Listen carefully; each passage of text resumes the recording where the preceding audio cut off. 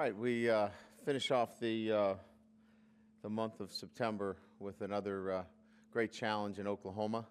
You want to grab that door, Mike, just in case we have anybody stop in and want to pay their respects to me again. We have visitors once in a while. Obviously, finishing up the month of September with another great challenge with Oklahoma and Bob Stoops' program, which has been a benchmark for consistency and success. Our players are really excited about the challenge and the opportunity to play Oklahoma.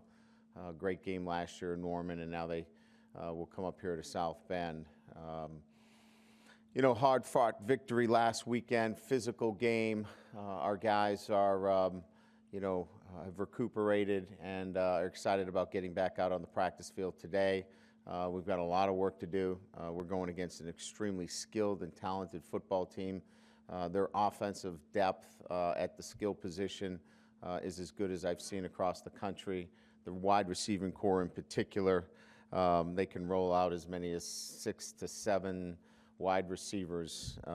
Again, extremely talented wide receiving core, depth at the running back, veteran offensive line, top 2 running backs returning. I could probably go on and on.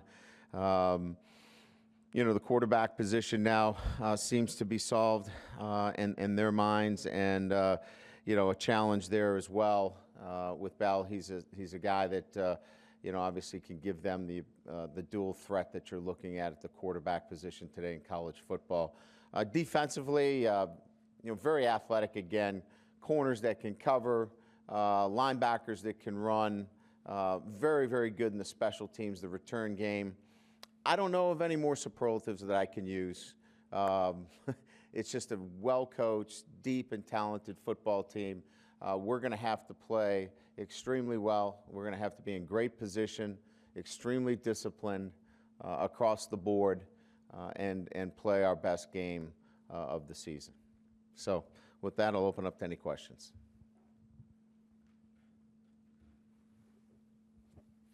Brian, to your left.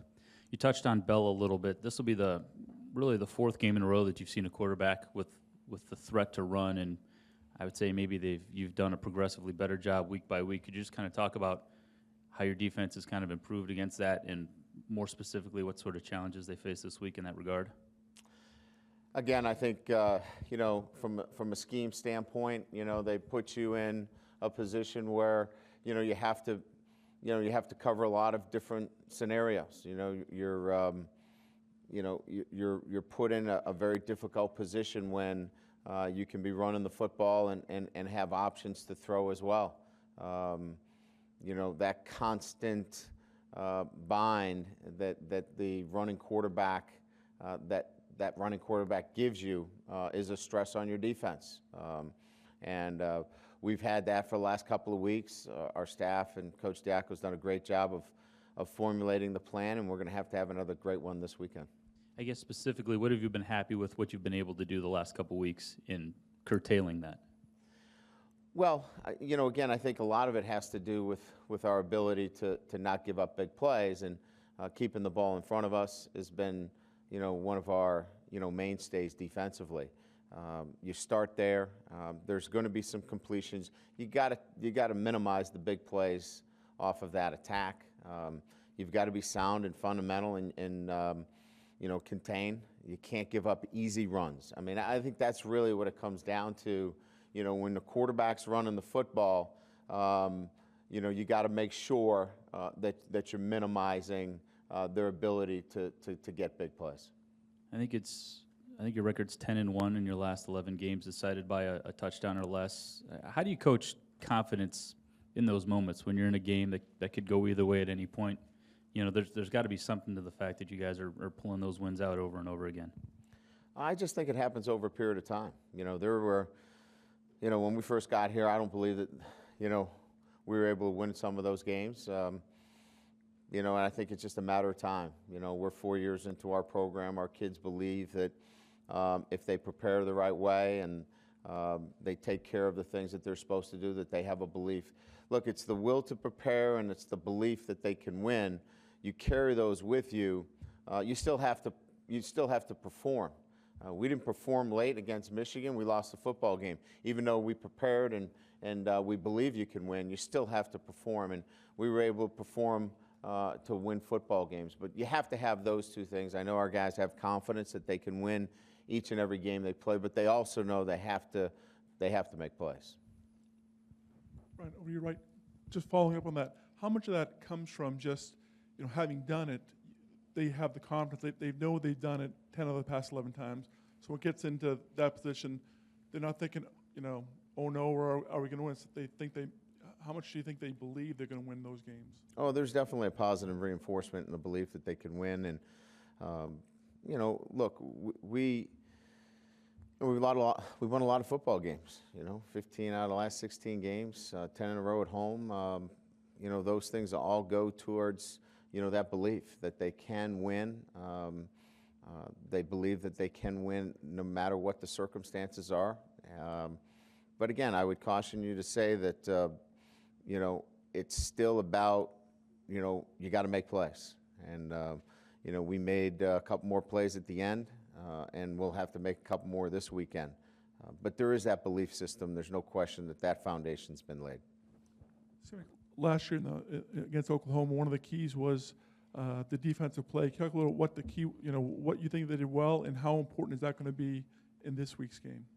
Well, they're very balanced. They've run the football extremely well, and this past or 2 weekends ago really showed their ability to throw the football. Bell threw extremely well vertically.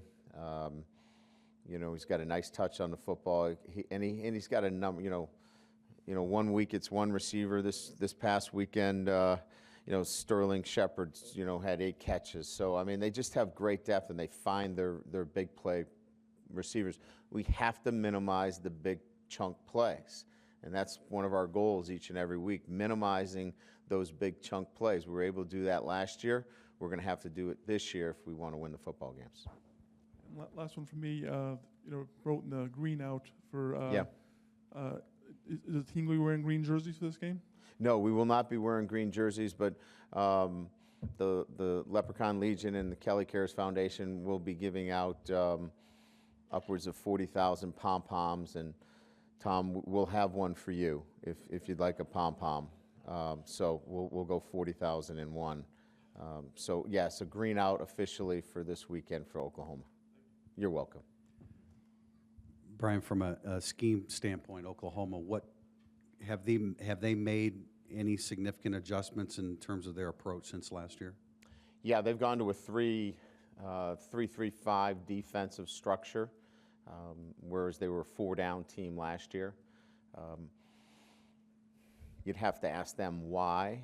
I believe, if I was to guess, is to probably handle a lot of the spread offenses in the Big 12. Still an extremely talented group of players. And obviously we're seeing the same group of talented players across the board, but it is a different scheme from last year. Offensively, very similar. The difference being Landry Jones to Bell. Now you have a guy that can run the football at the quarterback position. In layman's terms, can you throw out one example of how that 3-3-5 forces you to adjust a little bit? Yeah, you're dealing with, different edge pressures. Where in the 3-down defense, you're protecting the edges, and you have guys that are obviously going to be in space that are extremely athletic and coming off the edge. Saturday it was Double D Denard against Double D Daniels, and Denard had a pretty good day. What lessons do you hope that Tavares can take out of that matchup against a great corner? Yeah, I think they're all, I think we all know that our guys are not finished products, and the challenges that they get by playing the schedule that we do allows them to grow as players. And I think any time that you look at our players and you want to see them grow from the experiences that they have, and DeVaris is a very smart kid, and he watches film, and he's very competitive, and I think that what we'll be looking for, and he will be as well, is to learn from his experiences. And so, whether it's Daniels or anybody else on our team, I think when they're put into those challenging situations, for them to grow from them, that's what we'll be looking for. In a strategic question from Saturday, you had a bunch of 3rd and 1s. I think you had 13 for the game, and 10 of them came in the first half. Mm-hmm. And you tried to run a few, and you ran empty, and you threw the ball downfield. There weren't a lot of intermediate throws. Is there something that Michigan State does in terms of coverage that prevents a athlete on a linebacker, or did you just like your chances better with a jump ball / interference call downfield? Well, we had a 4th and 1 where we ran a rollover slot route to T.J. Jones. They fired the corner, didn't cover him, and we missed the blitz, and Tommy never saw him because the blitz was in his face. And so that was a big 4th down situation. If you remember, we missed a very easy blitz pickup situation there. The other one, we ran a boot, and we're supposed to slow release the tight end, and he's supposed to fall out late as the quick, the late check down, and we don't slow release. Execution, as well as, not picking up, 3rd down and short, So it's certainly something that we have to be better at, and we have to be more efficient at. Thanks. Yep. Coach, I got my green on. You're in. Okay. No pom-poms for you. 40,002. No pom-poms. You got green. With all the tight games and everything, the way the team is developing, there's not a lot of margin for error. How do you keep the team from playing tight? Well, I think it's important for them to know more than anything else that the way we play right now, we can't afford to not let it go. If we go and we play tentative, that's not going to be enough for us to win football games. I guess you guys been around me long enough. It's not one of my personality traits to play tight.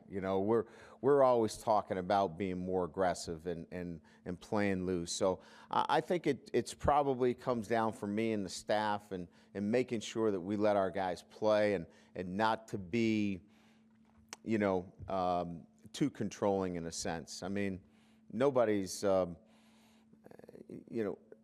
nobody wants to put too much control over their team that doesn't allow them to play. And I think that I've been doing it long enough that I've never seen it work well when they play tight as well. And with that 3-3-5 alignment, how does that impact your run game on what you guys might be able to do, and where do you take it from this week? Well, again, the last 3 weeks have been a real challenge for us, as you know, in the running game. And we certainly have to run the ball better. We know that. I think everybody here in this room in America knows that. We think that the circumstances are such that we're going to continue to work at it and practice, and we know we have to be better at it. Oklahoma's going to be, it's not going to be easy against Oklahoma either. We just know we have to be better at it. So we're working on 3rd and short. We're working on being more efficient, executing better, and I think the things that we have to be better at are some of the things that we're talked about. We got to be better in 3rd and short. Brian, up here, you mentioned you're going to have to play your best game on Saturday. Did you feel like you played your best game of last season, or maybe since you've been here last year when you went down to Norman? I thought we played very well. Yeah, I thought defensively our game plan was to keep the ball in front of us. You minimize the big plays. I think that's going to have to be the case again. I think offensively we were able to find a way to run the ball into a very difficult box look and eke out a couple of big plays. I think you're going to have to see a similar kind of effort. It's going to have to be our best game of the year in all phases, including special teams. We certainly know that because we've played Oklahoma before. We know what to expect. Yeah, and I guess that prior knowledge of knowing what to expect and knowing how to prepare, how valuable do you think that is for you guys this week on Tuesday, Wednesday, Thursday? Oh, I think our guys know exactly what they have to do, playing them before, watching them on film, knowing the tradition and history. There's a feeling around the room, everybody's attention is on Oklahoma. They know what to expect, and they know what Oklahoma's bringing to South Bend. So this isn't a week where we have to, get our guys' attention. Keeping the ball in front of you, last year I think you played a lot of base defense regardless of what Oklahoma did. How much more flexible do you feel like your defense is, and is this a week that really is going to show where you have more of a nickel and a dime and a confidence that you can execute those sets efficiently? Well, ideally, you'd love to be able to, be the deepest on the field and stop the run with, even numbers. That's the ideal situation. We were able to do that last year most of the time, but we have to be prepared for all situations. As you know, it's if the numbers are fair, that means you're able to do a lot of things defensively. We'll have to see how that plays out. But the bottom line is the skill that they have creates so many problems for you, down the field that you have to look at, how you're going to play this team from so many different perspectives. Just lastly, I'm curious, kind of a formation question. When you guys go two tight end, how do you feel like that set has been productive for you this year? Where do you feel like you can, push that farther moving forward? Oh, I think there's a lot more that we need to do and will do moving forward. Coach, can you talk a little bit about Jarrett Grace when you recruited him, if you were familiar from him, having had been in Cincinnati, and the fact that he was kind of behind Manti for so long, just what his development was like since we didn't kind of see it unfold in front of us? Yeah, I recruited him when I was at Cincinnati at Colerain High School, one of the top public high schools in the Cincinnati area.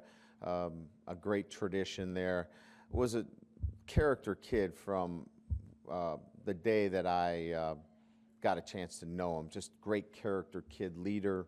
And so I knew not only was he going to be a great player, but he was going to be a leader. And he's lived up to that. Even though he was behind our best leader in our program, and that has a tendency, obviously, to overshadow you. He led in community service. He led in fellowship. Now he's starting to become more vocal as a football player as well, and he'll continue to develop in that manner as well. Did Manti work with him much, knowing that he wasn't going to play a lot of downs? I mean, did they have a pretty good rapport? I would say very good rapport. Manti, was somebody that at his position was always communicating with the linebackers, and that was a very close room, and it still continues to be a very close room. So there was a lot of conversation about the position, and if you were to ask Manti today, he would probably say, that's my guy, and I'm not surprised that he's having success. Are you still kind of in the same place you were with Sheldon Day, feeling like you might get him to be able to practice today? I am. I expect him to practice today. I think he's going to be gradual as the week progresses, that we're going to see more and more from him. The reports were pretty good yesterday. He went through all of our conditioning yesterday, and we hope to see him a little bit more today. A couple running back questions. I think you mentioned Sunday, we're in a four-man rotation. I guess, I don't want to get tripped up on the word problem. Does that mean Bryant is kind of out of the loop? No, okay. No, we just got to 4. I'd like to get to 5. And Greg certainly has a skill set that we just haven't gotten into the game yet. But again, we're trying to get him in on special teams. He's on kickoff right now. We're trying to get him involved in some of the other running teams. But we got to 4. We're trying to get to 5. And George Atkinson, I mean, where do you feel like he's progress is right now? Where do you see him fitting in?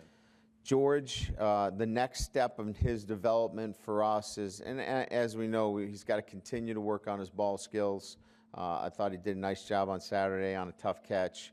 But he's got to run through tackles. Then the last one from me, I forgot to ask you this on Sunday, but the penalty where they called it on the bench in Saturday's game, can you tell us what exactly that was about? Yeah, he felt like we were that we were racing onto the field, and that we were creating a larger altercation. And I was trying to explain that we were simply, that was our offense in a transition coming out to the field. He didn't see it that way and felt like we were inciting, that we were coming, it was kind of like coming off the bench in a fight, which wasn't the case. We were just transitioning our offense, and they were coming out onto the field because we felt the play was over. And I was standing right there, so it wasn't like there was, a situation where it was out of control. And the guy that was running out was Tommy Reese, for crying out loud. I mean, really. He's hobbling out with a knee brace and worried about Tommy. But anyway. Brian, up here to the left. Yeah. Just wanted to clarify on the 4 running backs out of 5, just because we get that question a lot. Is that something that you don't have space for 5 yet, or Bryant needs to get himself to the level where he can be on the field? Yeah, it's about scripting 5 and trying to get 5 into the game more than anything else. We have them scripted in certain plays. It's just really, the flow of the game, the circumstances, and trying to get them in. And then another question on Jarrett Grace. I think coming out of the spring, at least the outside perception was that middle linebacker spot was going to be his, or he had done enough to kind of get there. Is he on schedule as far as moving into that starting role and playing a little bit more at the mic? Jarrett Grace? Yeah. Yeah, he played quite a bit on Saturday. Yep. So I guess my question is, did you expect him to have a couple weeks where Dan was out there first and he was sort of slowly working his way in a little bit more? Yeah, we always err towards the senior, first and foremost, and Dan's played a lot of football for us, even though he was transitioning. Danny did an incredible job of, his whole career really was at Will, and for the team, he moved over to Mike, that's how great of a team player he is, that he moves over to Mike as we continue to get Jarrett some more work. And Dan played a lot of Mike on Saturday as well. I think it's an even, both of those guys are playing the position. Jarrett's not taking every single one of those reps. I think you're going to continue to see Dan take some Mike reps, and obviously the Will linebacker position as well. So Jarrett's at a place now where you can use Dan more at the Will? Yes, yes, yep. And then kind of along a similar vein with Elijah Shoemate, another guy who's had to sort of learn and get his feet wet. Has he moved into, I saw he's the starter now on this week's depth chart. Yeah, I would just say again, I think it's a very similar situation with the 3 guys with, you've got Calabrese, Fox, and Grace. I think you now can look at, Shoemate, along with Collinsworth and Farley. You've got a 3-person rotation that's working out pretty good for us. In situations, we're moving the personnel in and out. So I think in both of those situations, all 3 of those guys are working well together. And then last one for me, on Blake Bell, you talked about his dual threat of capabilities as a quarterback, but I think he threw for 400 yards, something like that in his first start. He did. What did he do, have you seen on film as him as a passer, and how much is that a threat? He threw it to really fast receivers. He's got an outstanding receiving core. He's got a nice touch on the ball, a good presence about him. He looked like a thrower, not a runner. I know he's a big, physical, strong kid, and I think he was used last year, more in a goal line offense. He's much more than a goal line offense quarterback. He's a skilled passer of the football. And I think he maybe got a reputation that is not really fitting of who he is. I think he was a 5-star quarterback. And he can throw the football. There's no question about that. Brian, over here. Can you evaluate Ronnie Stanley's play through 4 games? He's been solid. He's a young kid that's new experience. a rugged schedule in September, you know, against 3 Big Ten opponents, 2 really aggressive defenses in Michigan and Michigan State, and then seeing something with Purdue where, you know, a lot of movement, a lot of pressures, a lot of stunting. He hasn't gotten an easy baptism into playing offensive tackle in the first month. He could have used a couple of easy ones along the way, but it's been a great learning experience. I think what I was most proud of him on Saturday is he took a pretty big hit on the interception that was called a penalty, which caused a bit of a hip pointer, and really needed to be attended to, but sat out one play and came right back in and was part of our last touchdown drive on the right side where Cam went in on the outside zone play untouched and showed some real toughness getting in there. So I'm proud of the way he's battled in the first month of the season. Coming from the West Coast, I know there may have been some unease initially when he first got here, just weather, climate change, and so forth.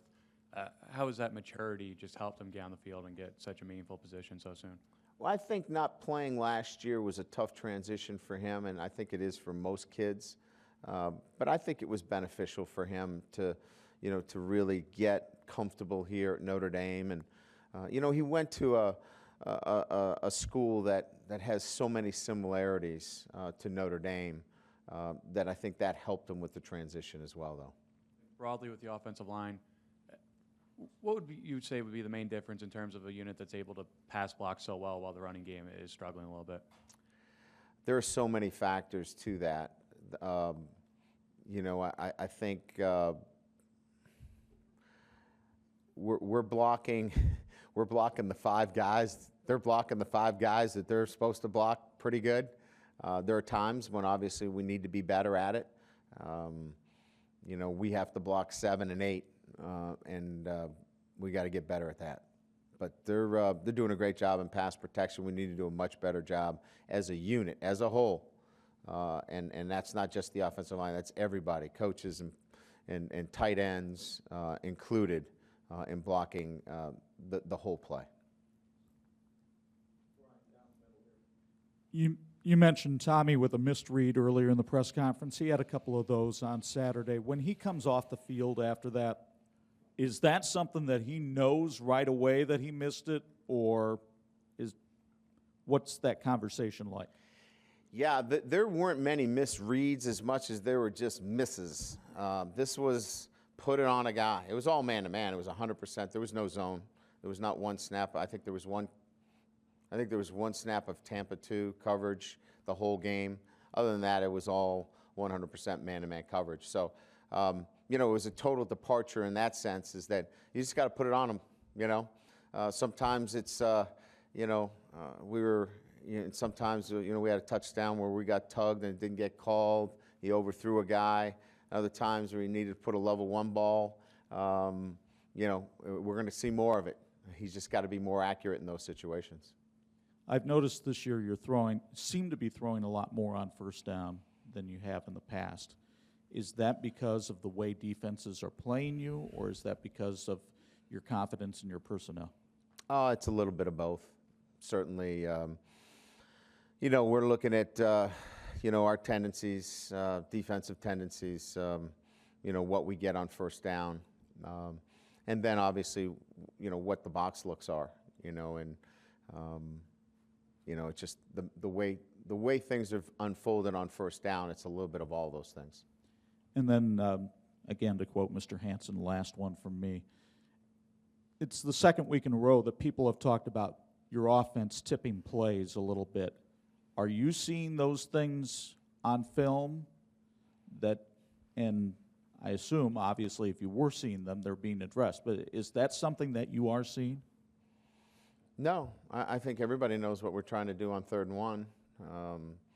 If you know what we're doing on 1st and 10 or 2nd and 4, then you know a lot more than we do. But I think if it's the 4th quarter and you don't know that we're running the ball out of 2 tight ends, then, you know, you're not paying attention. We're pretty predictable in those kinds of situations. We have to find a way, You know, like I said, I think Tim asked the question. There was a fourth down situation where we threw the ball, and we didn't pick up a blitzer off the edge for an easy first down where we threw the ball. So, yeah, there's always going to be predictable situations within the game where it's a run versus a pass.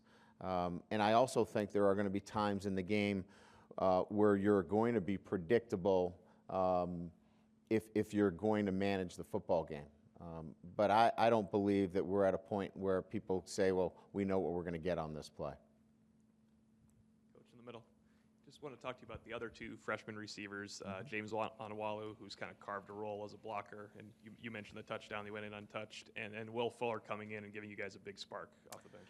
Yeah, and I would say that you know, both of those guys have been you know, kids that have developed, you know, to the level that we were hopeful. You know, we knew Will had great speed, but he tracks the ball so well. His catch was indicative of that. It was an over-the-shoulder catch where, you know, he had to track the ball. He tracks it well. He's got strong hands, and obviously he's got great speed. He's got to continue to get stronger.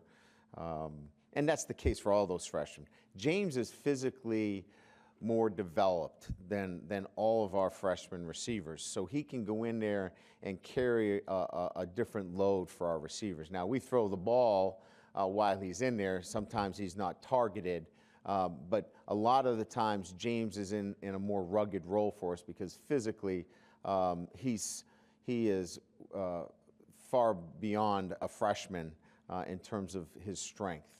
So they have developed along the way, and both have done very well for us. And I wanted to circle back to Shoemate. He looked like he won the nickel role for it. Was it opponent specific? What did he do to kind of move ahead of Cole Luke for last week? Well, as you know, we were getting a lot of action in that nickel position, a lot of drive routes.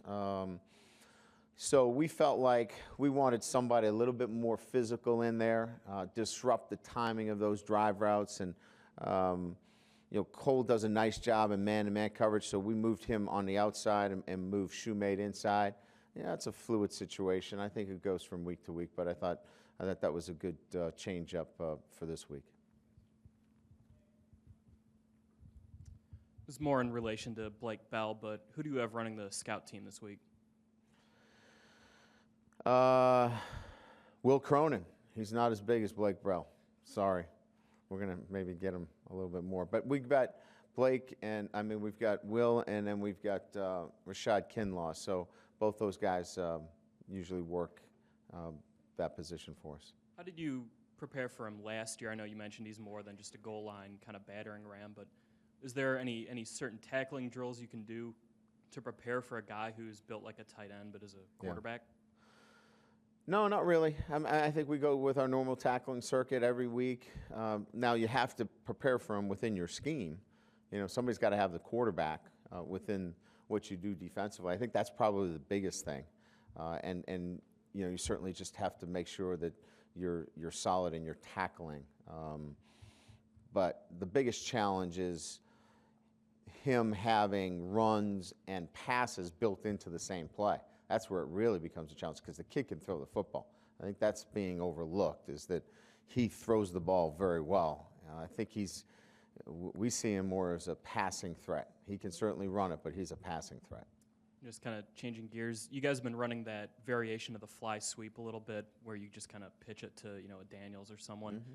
Did you talk to Bob Stitt at Colorado School of Mines, or did you just pick that up from watching film, you know, like a West Virginia or some team like that? I've had it in and out of my system for many, many years. It's been around.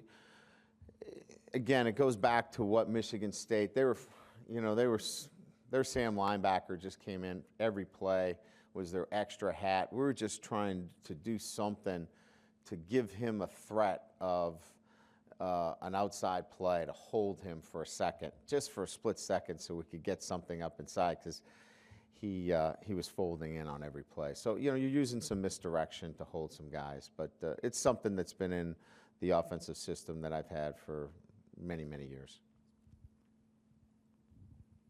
All right, let's go and see if we have any calls on the line.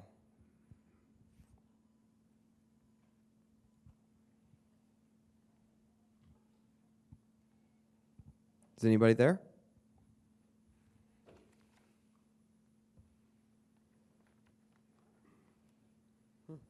Green out, pom-poms, don't forget. Okay, I Guys got guess that, we right? don't have anybody there. Thanks, everybody.